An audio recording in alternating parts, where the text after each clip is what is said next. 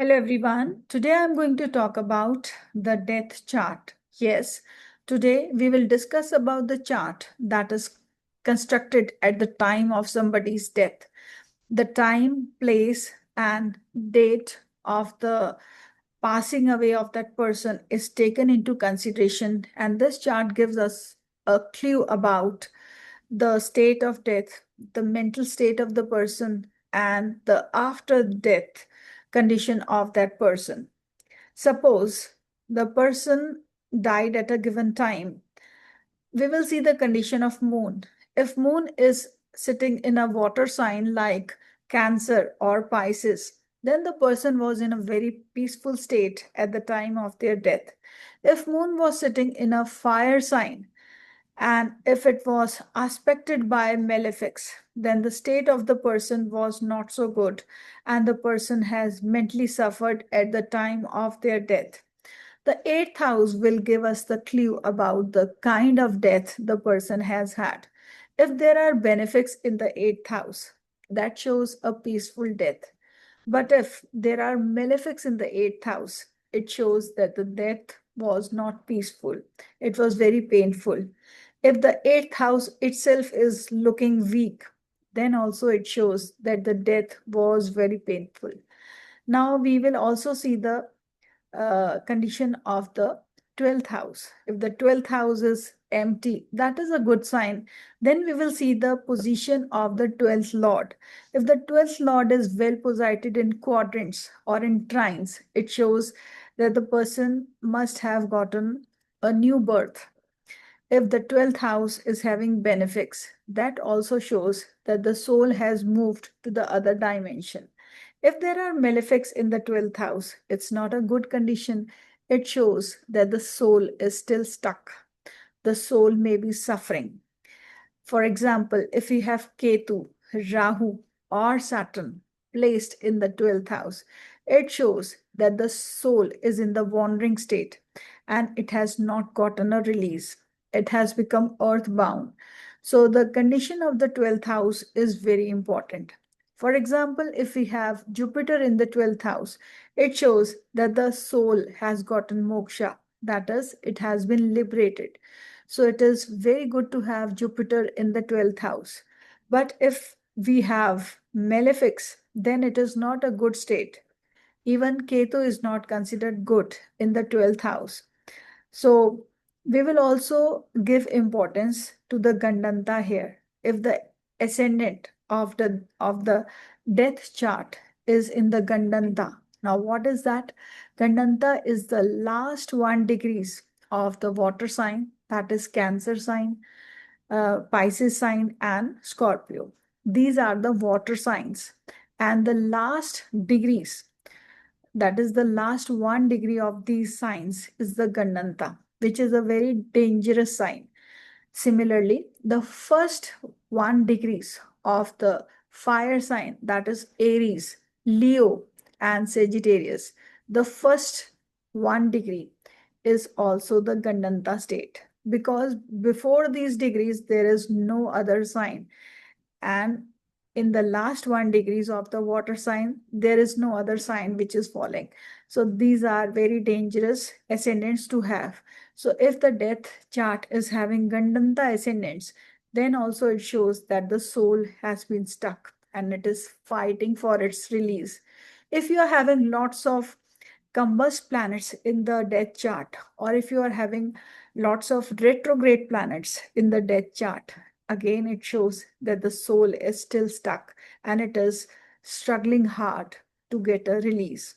So guys, based upon all these things, I will now also recommend to you that you should do a remedy like Tripindi Shraddh or Narayan Bali uh, prayers are recommended if you have a Gandanta ascendant, or you can just do certain prayers which I will tell you by the end of this video.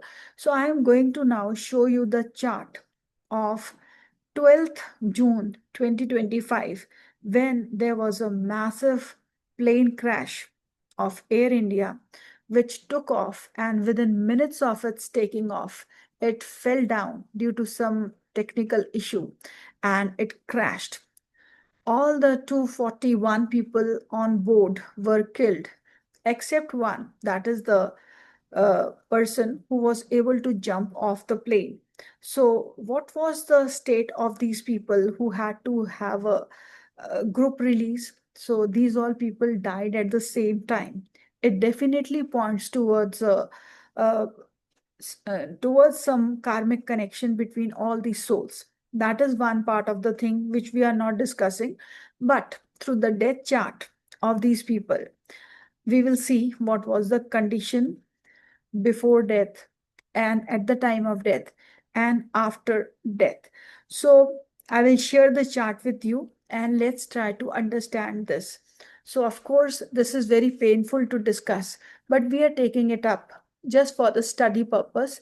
And I always pray to God that all these souls should get a release and they should be united with the energies of Lord Shiva. So I will share my chart with you and we will just discuss it. So, guys, this is the chart of death of all those 241 people who died. And if you look at this chart, first of all, we will look at the condition of planet Moon.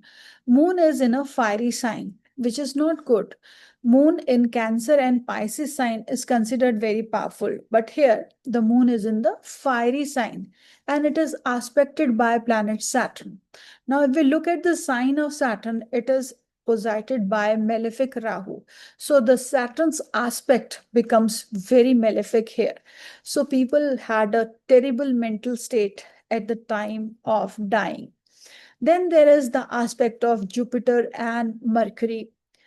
So they were still hoping that some miracle can happen. That is due to the aspect of Jupiter and Mercury.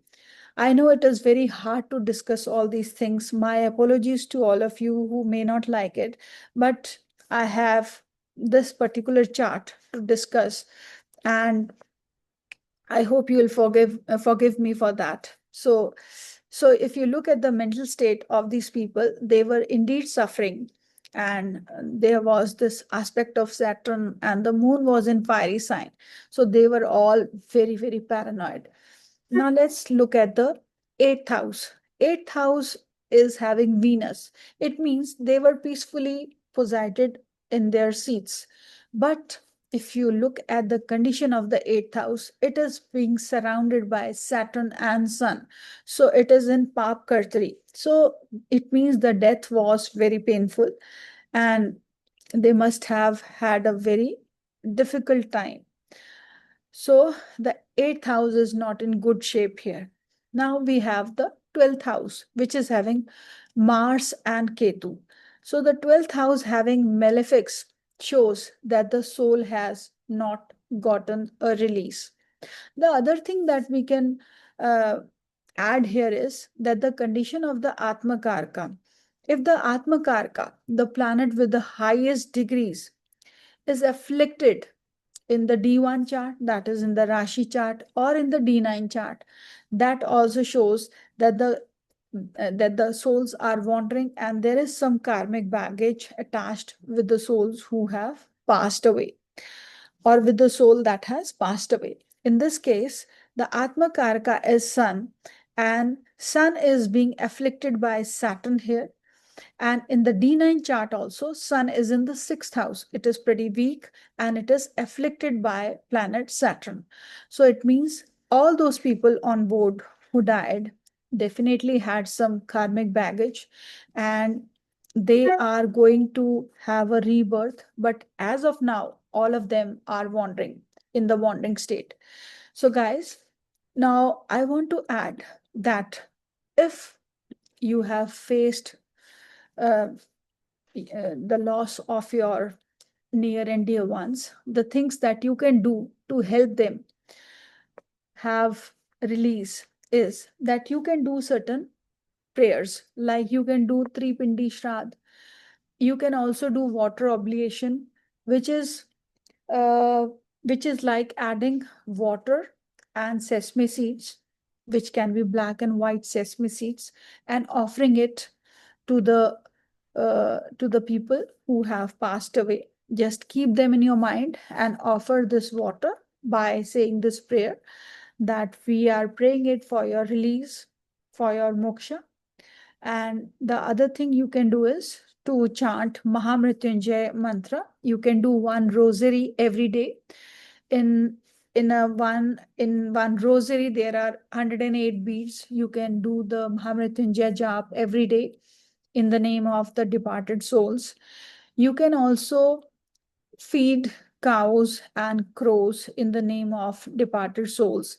And on the Amavasya day, that is the day of new moon, you can offer your prayers and you can do some donations in the name of those people who have passed. And also you can light a lamp and pray for those who have lost their lives. Guys, being a clinical hypnotherapist, I also want to add that people who die unexpectedly, like those people who lose their life to some accidents or to some murders or due to some suicides or due to some medical failures, these are the souls who will not get a release. They miss out on the white light that comes through the source to take them back. So these souls will wander and they will become earthbound entities. And these earthbound entities will try to find bodies where they can live and they can feel that they are still a part of this earth. So this is very painful experience for the souls who are wandering and who are in deep pain. And this is a very difficult experience for those people who are still alive and who become the host to these souls that are entering into their bodies. So this is not a good condition for either sides. So my sincere request to all of you who have lost their near and dear ones sometime or the other should do all these prayers, and it will really help them elevate the pain of the souls and also their own emotional pain for their lost ones. So, guys, to keep your aura powerful, my request to you is that you should add sea salt to your bathing water and you should take bath with that. That will clear your aura. The other thing you should do definitely every day is to do your morning prayers. When we do lots of prayers, then also our aura becomes strong. Aura is the energy field that surrounds us. It is up to 4 meters in length. So, if our energy field is powerful, then there is no point that any soul that is wandering will be able to surpass that and will be able to enter. So, we can always build our aura strong by doing our prayers. So, let's be a part of this and make ourselves mentally and emotionally strong by doing these prayers.